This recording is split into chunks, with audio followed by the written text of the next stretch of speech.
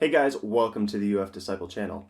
As you can probably guess by the plethora of graphics cards in front of me, today we're going to be doing a Galax graphics card roundup. So let's get started.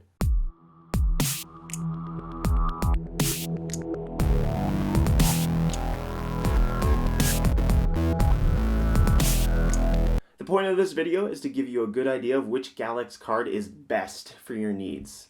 Best is obviously subjective, but I use these objective measurements to help narrow that ambiguity. I'm taking the benchmarks from several games for each of these cards and finding what their cost to frames per second performance is. To determine cost, I'll be using the South African Rand, since I'm located in South Africa, but also the US dollar. This cost to performance evaluation will be given for the 1920 by 1080 resolution, 2560 by 1440 resolution, as well as for 4K gaming. In order to qualify for the cost to performance evaluation, the graphics card had to be able to average at least 30 frames per second at the resolution being tested. That way, we don't end up with the GTX 950 being the good cost to performance for 4K, but completely unable to play games at 4K. All of the cards were tested at out-of-the-box settings with no overclocking, and the games that were tested at the highest detail setting possible. I assigned a point value of 3 points for having the best cost to performance, 2 points for the second best, and 1 point for third, since the cards perform differently in each game. The card that gets the highest point total in each section takes the title of Best Graphics Card for that resolution of gaming. Also, if you're looking to get an in-depth analysis of each card or want to know more about how they performed in each game, you can click the card in the top right-hand corner to find out each of the individual reviews I did on each of these cards, since I won't be discussing those details in this video.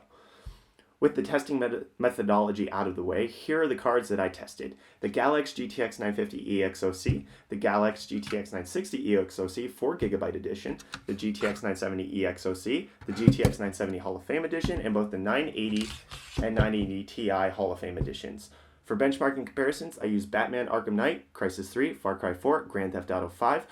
Wow, I just noticed I did 3, 4, 5. Completely unintentional since this is alphabetical order. Anyways, followed by Metro Last Light, Middle Earth, Shadow of Mordor, Tomb Raider, and The Witcher 3. At 1080p, all of the graphics cards qualified for each of the benchmarks except for the 950 with Grand Theft Auto 5 since the 2 GB of VRAM prevented me from doing a comparable benchmark to the other cards. For the South African Rand, the GTX 950 comes in first with 18 points, followed closely by the 970 EXOC with 17 points, and then the GTX 960 at 16 points. For the US dollar, the 970 EXOC comes in first with 24 points, the GTX 960 comes in second with 21 points, and there's no decent third place to speak of, with the GTX 950 barely placing in any of the benchmarks.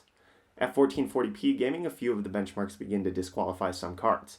The GTX 950 only qualified in the Tomb Raider benchmark. The Metro Last Light benchmark eliminated all but the 980 and 980 Ti cards, and the GTX 960 missed the mark with Far Cry 4. For both the South African Rand and US dollar, the Galax GTX 970 EXOC placed first with 18 points with the Rand and 19 points with the dollar. The GTX 960 comes in second with 13 points with the Rand and 14 points with the dollar, and the GTX 970 Hall of Fame finishes third with 6 points with the Rand and 7 points with the dollar. At 4K gaming, the contestants thinned out significantly. Metro Last Light proved insurmountable for any one card at 4K, so there's no comparison with that game. In every other game, the GTX 980 and 980 Ti qualified in each of them. The 970 Hall of Fame met the criteria in Arkham Knight, Shadow of Mordor, and Tomb Raider, while the 970 EXOC met the criteria in only Shadow of Mordor and Tomb Raider. Again, the results are the same with both the dollar and Rand price to performance ratio. The GTX 980 places first with 14 points with the Rand and 16 points with the dollar, and the 980 Ti comes in second with 11 points in either currency. And the 970 Hall of Fame comes in third with 7 points in either currency. So that was a lot of number crunching and benchmarking to do, but I think there's a definite conclusion that was arrived at. At 1080p and 1440p, the 970 EXOC is the best price to performance card in either currency. And at 4K with stock settings, the GTX 980 Hall of Fame was the clear winner. However, if you overclock the 970 EXOC, you should be able to get at least 30 FPS at 4K in most of the games that I tested. And you can check out exactly how well this card does overclock by watching my review of it here in the top right-hand corner. So at 5,400 South African Rand and 320 US dollars, the 970 EXOC is the clear best Galax card you can get for your money. And with that conclusion, I want to give a huge, tremendous thank you to Wootware for sponsoring this video.